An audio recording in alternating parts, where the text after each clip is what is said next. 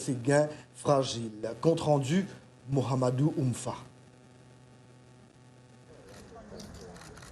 Le sommet de Nouakchott s'est déroulé dans un contexte régional difficile, marqué par la persistance des attaques terroristes au Sahel, la détérioration de la situation sécuritaire en Libye, avec des risques réels sur la stabilité au Sahel. En outre, la région subit de plein fouet les effets de la pandémie de Covid-19, dont l'impact économique et social se fait déjà sentir.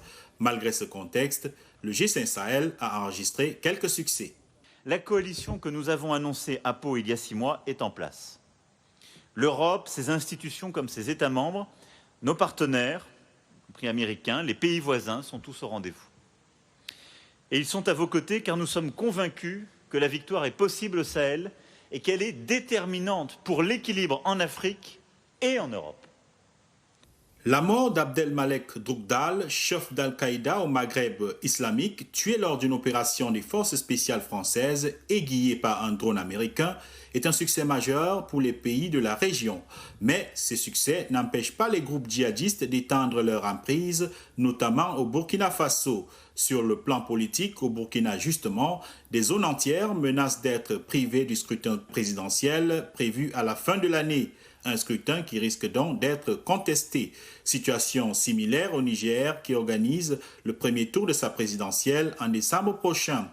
À Nouakchott, les chefs d'État du G5 Sahel ont plaidé pour un engagement militaire accru de la communauté internationale dans la lutte contre le terrorisme.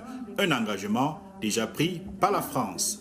La France sera d'abord là aussi longtemps qu'elle est souhaitée et demandée par les États du Sahel eux-mêmes et qu'ils considéreront que leur souveraineté et la sécurité de leur peuple est menacée.